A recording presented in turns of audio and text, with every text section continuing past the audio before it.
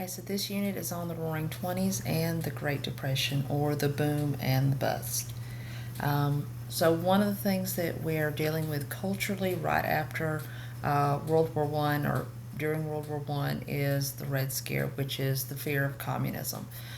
So we had a lot of um, fear around communism coming into the United States and fear against anyone who was foreign um, to this country. So a lot of immigrants, we weren't really loving that at that moment because, again, we were so fearful of what might be brought into the country.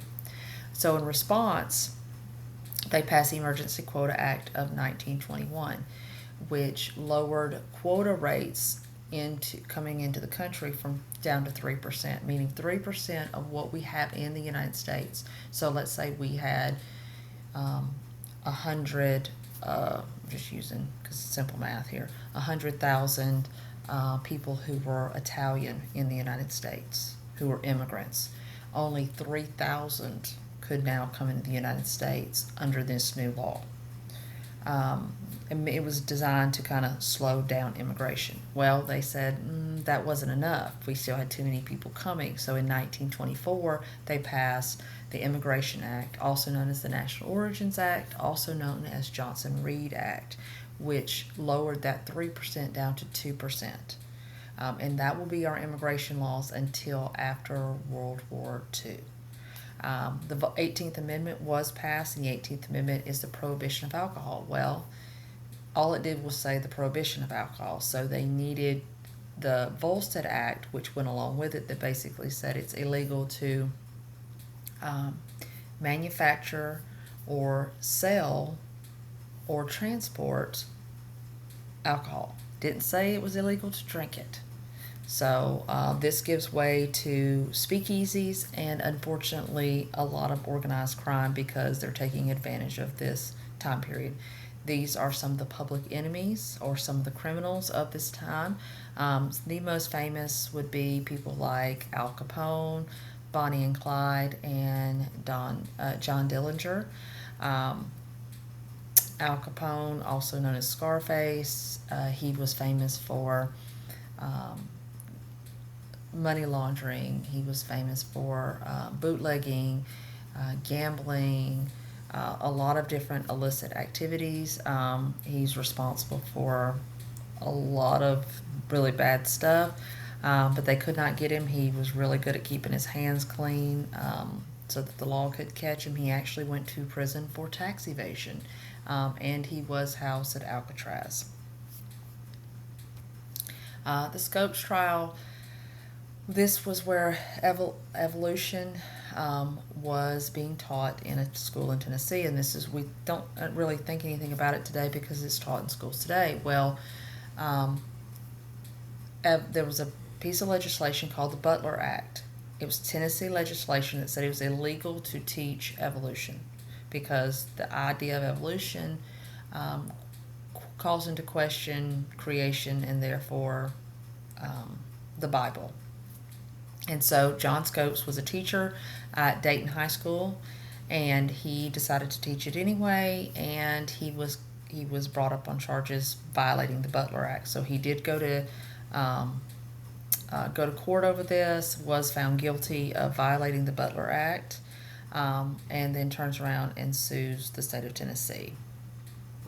A lot of technology is happening during this time period. Henry Ford develops the Model T. Orville and Wilbur Wright have their first flight in Kitty Hawk, North Carolina. And Charles Lindbergh, this guy right here, he makes the first solo Atlantic flight in his plane, the Spirit of St. Louis. Both Orville and Wilbur Wright's first plane and the Spirit of St. Louis are in the Smithsonian Air and Space Museum in Washington, D.C. Women play a lot of role during this time. Women get the right to vote in 1919 and goes into effect in 1920. So women start being able to vote in the 20s. Women are now serving in a lot of different positions, mostly, again, positions that are traditionally held by females, teachers, secretaries, things like that. Planned Parenthood did get established by Margaret Sanger in the 1920s, and again, it wasn't Planned Parenthood as we think of today with abortion services. It did start out as birth control services. Women who kind of challenged societal norms were known as flappers. They did, this is an example, short hair, heavy makeup. They would go out and party and dance and have cocktails.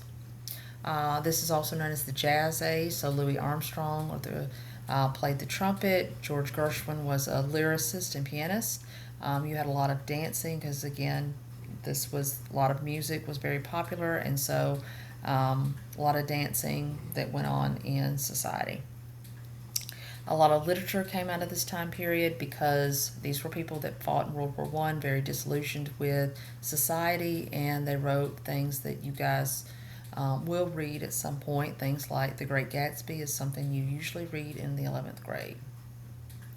Harlem Renaissance was this movement in the 1920s that basically said African Americans need to take pride in their culture and who they are as people and step out of the shadows and start embracing their role in society. Hoover was president in 1929 when the stock market crashed.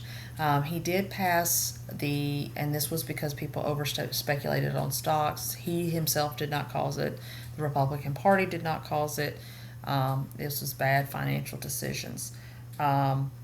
And they did pass the Reconstruction Finance Corporation to keep things like banks and railroads going. FDR was president, and he oversaw the Great Depression. A lot of legislation was passed, as you can see. Things, the FDIC was created during this time. The Tennessee Valley Authority was created during this time.